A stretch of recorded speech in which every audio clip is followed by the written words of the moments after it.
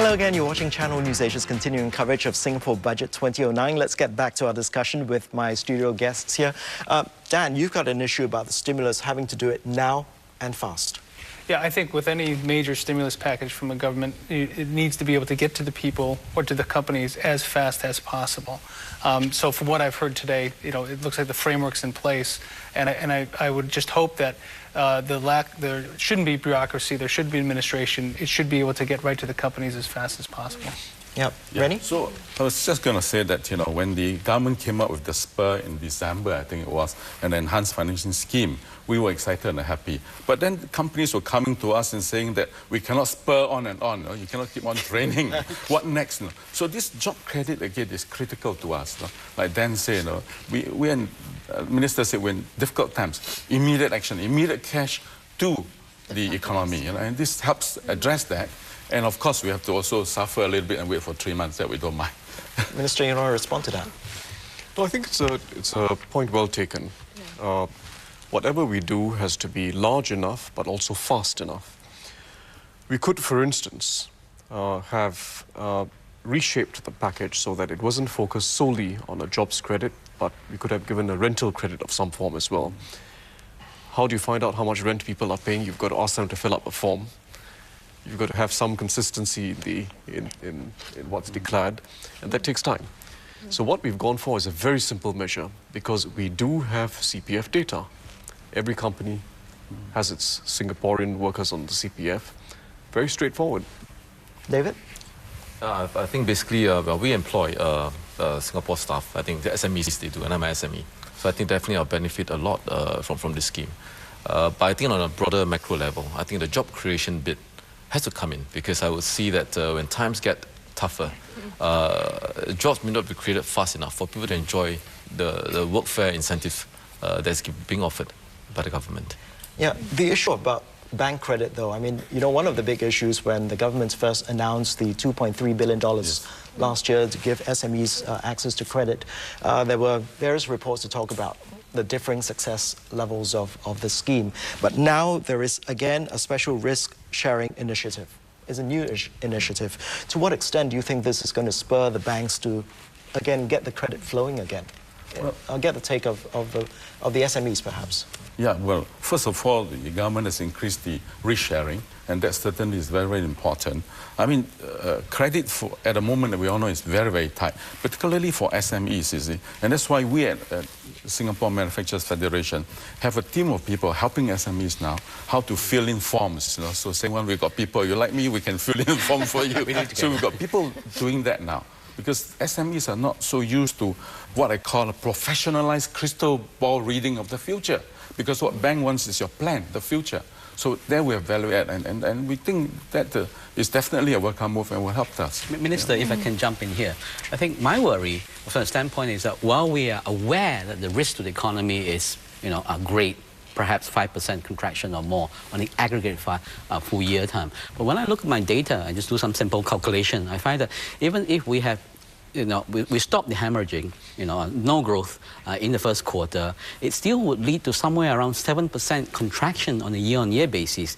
And, if in the worst case we get another 17% contraction on an annualized basis, quarter-on-quarter, that's something around 12% contraction, I think, on a year-on-year basis. I think if banks were to see those kind of numbers, I think they'll certainly be holding on to their cash even more tightly, even allowing for the scheme for the minister, which is proposed to I suppose, help guarantee some of the portion as well. So I think that's where I think I'm still a bit worried that we may not have sort of bite the bullet and so to say that do something much more on the aggregate level rather than face, well, yeah, we know there's something coming, let's do this.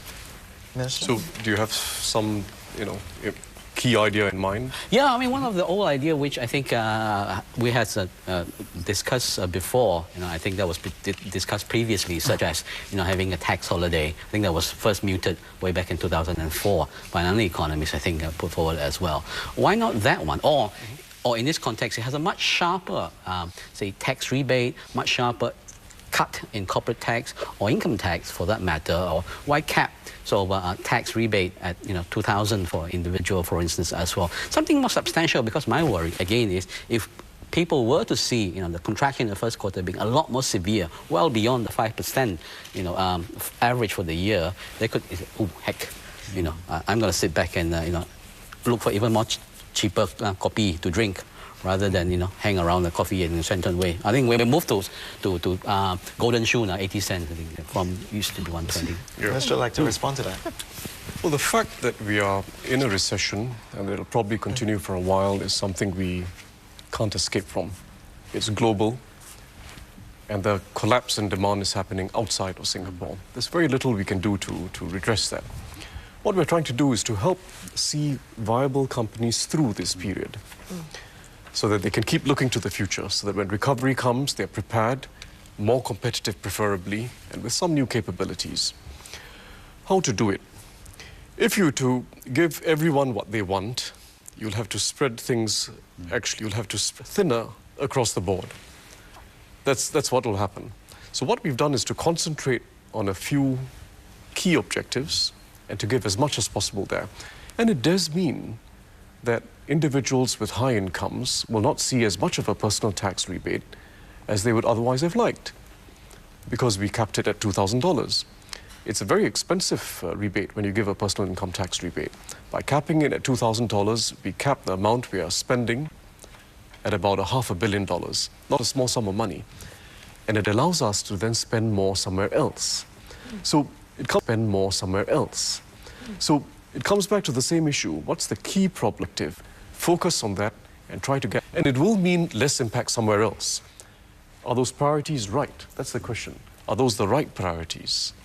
I think, frankly, for people, even if they have to pay the current level of income tax, so long as they can continue earning, it's when they can't continue earning, that's where the problem comes in. So, side is a lot of people have my point really is cuts, that you see. even, the income tax reduction from 18 to 17% for that's for corporate, that's for corporate tax. Say for individuals, and even for income tax, even for individuals, if the person have jobs and they're able to earn, and they have been faced with a 20-25% pay cut.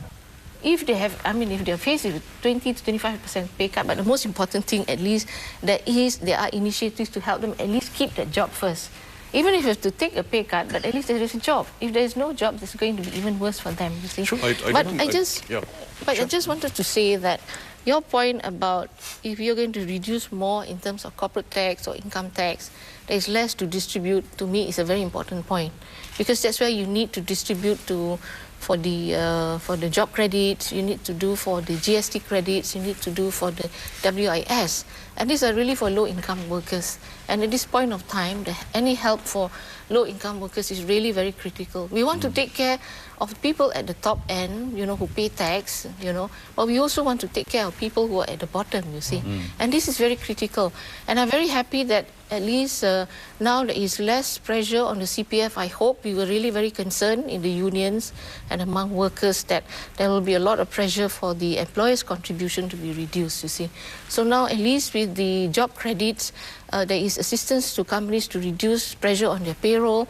There will be, we hope that this will not, that there will be no CPF cut, So I think that's important because CPF for the workers is a long-term investment. It's for their retirement, it's for their medical, it's for housing. People are already struggling in order to take care of their housing at this moment, and they need to save for their retirement as well. Okay, we'll get a response from the Minister on the CPF issue and also on the cost issue. Well, I didn't respond to Seng Woon's earlier point about whether we should move more fundamentally to a tax system that is pay as you earn. In other words, I pay taxes based on this year's income. After the tax holiday. That's right. And, well, there's a separate issue. But it's not a crazy idea. There are some countries who do it. We did a survey in 2004. 2004, 5,000. The majority of companies didn't want it. They didn't want it because there's a lot of form filling. It's far more administratively burdensome because you have to declare, you have to estimate your income in that particular year in the first instance. And all countries that go through it know there's an iteration between yourself and the tax authority. And it's a lot of form work. Civil servants for civil servants, as you put it. But there's another approach to this. Yeah. You see, this idea comes up every time you're going through a recession and companies know they're making less. They say, okay, why not tax me on the